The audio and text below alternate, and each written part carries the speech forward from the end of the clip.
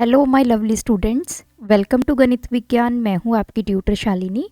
आज की वीडियो में हम प्रैक्टिस करेंगे एक्सरसाइज 10E के क्वेश्चन नंबर 1 to 6। तो let's start. Question number 1, find the mean proportional between 3 and 27। अब इन क्वेश्चंस में हमें मीन प्रोपोर्शन फाइंड करना है। मीन प्रोपोर्शन जब हमारे पास तीन टर्म्स होती हैं, जो सेंटर वाली टर्म होती है, सेंटर वैल्यू जो होती है, उसको मीन प्रोपोर्शन कहा जाता है। और जब ये तीन नंबर्स जो होते हैं या तीन टर्म्स जो होती हैं, इनको बोला जाता है कॉन्टिन्यूड प्रोपोर्शन में। तो कॉन्टिन्यूड प्रोपोर्शन में जो तीन टर्म्स हैं वो सेम टाइप की या सेम यूनिट की होनी चाहिए। वो कॉन्टिन्यू कब होंगी? अब जैसे आपके पास तीन वैल्यूज़ है A, B और C, तो A रेशो B किसके प्रोपोर्शन होगा? B ratio C। मतलब A बाय B अगर आप कैलकुलेट करोगे और B बाय C कैलकुलेट करोगे, ये आपस में इक्वल होनी चाहिए। तब हम बोलते हैं कि ये तीन वैल्यूज़ जो हैं ये कॉन्टिन्यूड प्रोपोर्शन में है। अब हमें यहाँ पे फाइंड करना है मीन प्रोपोर्शन।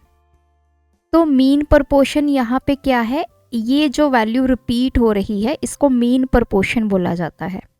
तो मीन्स हमें ये A गिवन है, ये C गिवन है, जो ये B वैल्यू है ये आपको फाइंड करनी है। This is called mean proportion. Let mean proportion आपका है X। तो आपका A, B और C ये किस में आएंगे? कॉन्टिन्यूड प्रोपोर्शन में। कॉन्टिन्यूड प्रोपोर्शन का मतलब कि A by B should be equals to B by C। तो यही चीज़ हम यहाँ पे अब अप्लाई करेंगे। तो A क्या है? 3 अपॉन B क्या है आपका? X। हमने क्योंकि मीन प्रोपोर्शन को X माना है, मीन प्रोपोर्शन आपका B है, तो ये X हो गया। मतलब आपके अब नंबर्स हो गए 3X और 27। This is A, this is B, this is C। सो इसके अकॉर्डिंग अब हम लिखेंगे A अपॉन B, B क्या है? X is equals to B upon C, B क्या है? X अपॉन C कितना है? 27। So X into X is equals to 3 into 27।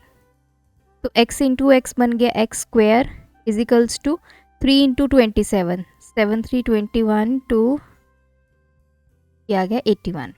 तो X की वैल्यू फाइंड करनी है taking square root on both sides.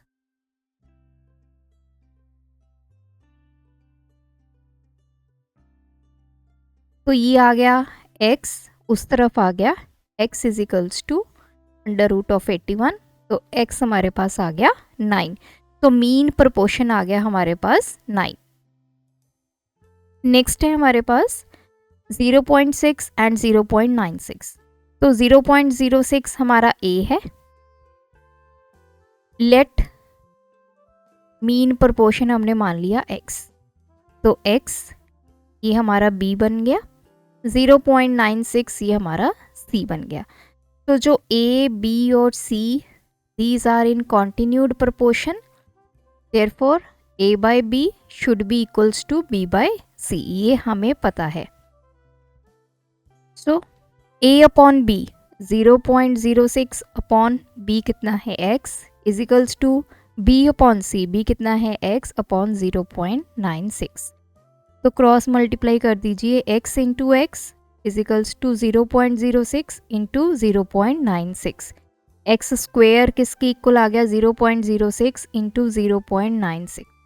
तो x square is equals to, इनको आपस में मल्टीप्लाई कीजिए। तो अभी मैं यहाँ पे डेसिमल हटा देती हूँ, बाई 100, इसका भी आ गया बाई 100। तो 96 को 6 से, तो ये आ गया 576 अपॉन 10000।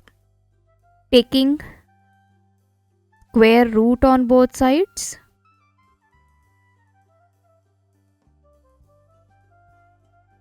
तो ये x बच गया 576 अपॉन 1, इसका किया हमने स्क्वायर रूट।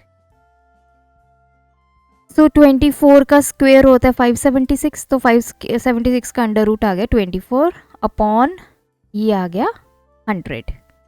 सो 0.24 0.24 x की वैल्यू आ गई, तो हमारा मीन प्रोपोर्शन कितना आ गया 0.24। Question number 2, find the third proportional to. अब हमने थर्ड प्रोपोर्शन फाइंड करनी है। ये जो गिवन है ये हमारी फर्स्ट प्रोपोर्शन, मतलब ये a की वैल्यू गिवन है, ये b की वैल्यू गिवन है, हमने c फाइंड करना है क्या होगा। लेट c जो हमारा थर्ड प्रोपोर्शन है वो हमने x मान लिया। नाउ जब हमारे 3 नंबर्स हमें गिवन होते हैं a b c और ये आपके कॉन्टिन्यूड प्रोपोर्शन में है, तो हमें पता है a बाय b इसके इक्वल होता है b बाय c। तो यही लॉजिक यहाँ पे अप्लाई करेंगे, a by b should be equals to b by c। a क्या है हमारा 36, b क्या है 18, it should be equal to b by c। b कितना है 18, c कितना है हमारा x। तो x इधर आके मल्टीप्लाई हो गया, तो अभी मैं इसको ऐसे लिख देती हूँ, x into 36 by 18 equals to 18।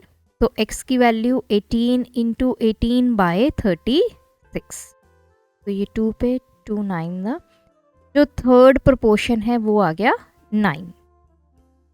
तो कंसेप्ट सब में आपने कॉन्टिन्यूड प्रोपोर्शन का यूज़ करना है, चाहे आप थर्ड प्रोपोर्शन की वैल्यू फाइंड कीजिए, चाहे आप मीन प्रोपोर्शन की वैल्यू, मीन मतलब सेकंड वाली टर्म फाइंड कीजिए, चाहे थर्ड वाली टर्म फाइंड कीजिए, कंसेप्ट हमारा कॉन्टिन्यूड प्रोपोर्शन का ही यूज़ होगा। कॉन्टिन्यूड प्रोपोर्शन का कंसेप्ट क्या कहता है, a by b should be equals to b by c।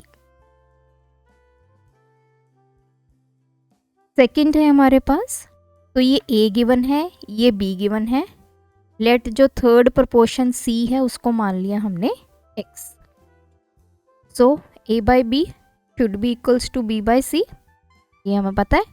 So value put करते हैं, a की value 5.25 upon 7, it should be equal to 7 by x।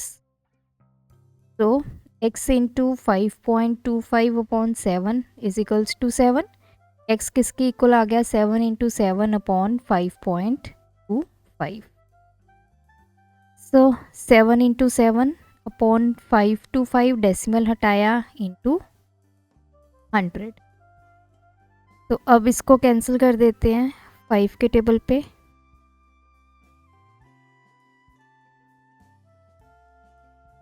Then again 5 पे चला जाएगा, 5 4 द 20, 5 2 द 5 1 द 7 3 द, तो ये आ गया 28 by 3। So third proportion is 28 by 3। Next है थर्ड पार्ट। अगेन ये हमें रुपीस में गिवन है, ये a है, ये b है। Let third proportion be x। Now a by b should be equals to b by c। तो a क्या है 1.60, b कितना है 0.40, it should be equal to 0.40 upon c कितना है x। 1.60 upon 0.40 into x should be equal to 0.40। तो x की value हमने निकालनी है अपॉन 1.60। तो अभी मैं इन सबके डेसिमल हटा रही हूँ, तो बाय 100 बाय 100, नीचे है 1.60, इसका डेसिमल हटाएंगे तो ऊपर आपका 100 चला गया, तो ये 100 के साथ ये कैंसिल, देन ये 2 0 के साथ ये 2 कैंसिल। नाउ 4 4 द 16, आ गया 40, और ये बच गया 10। तो दिस इज 1 बाय 10 और 0.1। Question number third, the ratio between 7 and 5 is same as the ratio between x and 20.50. Find the value of x. तो कहते हैं कि जो 7 और 5 की रेशो है वो सेम है किसके, अगर आप x और 20.50 की रेशो निकालते हैं। तो चलिए इनको इक्वल कर देते हैं, x अपॉन 20.50, तो x की वैल्यू कितनी आ गई 7/5 इंटू 20.50। तो मैंने डेसिमल हटाया बाय 100, ये कैंसिल हो गया। 5 4 the 20, 5 1 the 28 by 10. This is 28.7. So this is the value of x. तो ये रुपीस में है तो हम इसको रुपीस में लिखेंगे. तो दिस इज रुपीस 28.7. नेक्स्ट है the cost of 2 articles are in the ratio 7:4. 2 articles हैं, उनकी रेशो है 7:4 की. If the cost of the first article, जो फर्स्ट आर्टिकल है, फर्स्ट आर्टिकल यही होगा क्योंकि इसी की फर्स्ट रेशो गिवन है, तो हम यही मानेंगे कि जो 7:4 गिवन है, this is the first article की रेशो 7 है, सेकेंड की 4 है. इसकी किसके इक्वल है? Cost of the first article is 2800 rupees. तो 2800 मान लेते हैं. Let cost of second article जो हमने ढूंढना है वो है x. तो यहाँ पे आ जाएगा x. तो 7/4 is equals to 2800 by x into x is equals to 2800. तो x की वैल्यू आ जाएगी 2800 इंटू 4/7. तो x इज 1600. तो रुपीस में आएगा. This is the cost of the second article, rupees 1600.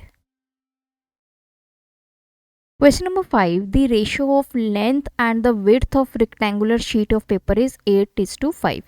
Length is to width की रेशो गिवन है 8:5. अब हमें width गिवन है 17.5 सेंटीमीटर. हमने लेंथ निकालनी है. Let length is equals to x centimetre. तो इस रेशो को अगर आप ध्यान से देखें, ये लेंथ इज टू विड्थ की रेशो है 8:5. तो दूसरी तरफ भी पहले लेंथ आएगा फिर विड्थ आएगा. तो लेंथ हमने कितनी मानी है? x. विड्थ हमें कितनी गिवन है? 17.5. तो ये आपने बहुत ध्यान रखना है. जिस चीज़ की रेशो पहले लिखी है, दूसरी साइड भी उसी की रेशो पहले आएगी. लेंथ की अगर पहले लिखी है तो दूसरी साइड भी लेंथ की आएगी. Now 8/5 should be equals to x upon 17.5. तो x की वैल्यू कितनी आ गई? 8/5 इंटू 17.5. तो मैंने ये डेसिमल हटाया, बाय 10 आ गया. 5 3 द 10, 5 5 द 44.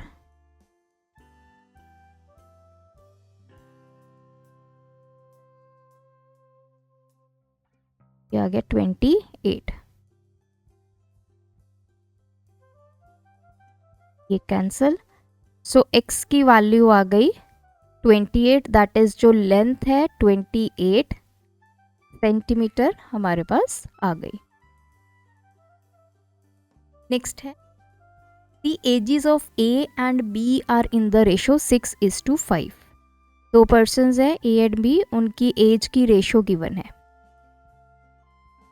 एज हमें गिवन है 18 years. B की फाइंड करनी है. लेट B's एज कितनी है? X years. तो देखिए A is to B given है 6:5. तो ये A रेशो B है, दूसरी तरफ भी A रेशो B आएगा. तो A की एज कितनी गिवन है? 18. B की एज कितनी गिवन है? X. तो 6/5 इज इक्वल्स टू 18/x. तो x कितना आएगा? 18 into 5/6. So age of B हमारे पास आ गया 15 years. सो ये थे हमारे आज के वीडियो के क्वेश्चंस. आप भी प्रैक्टिस कीजिए. कोई डाउट है कमेंट ड्रॉप करें. Thanks for watching. बढ़ाना है ज्ञान, फॉलो गणित विज्ञान.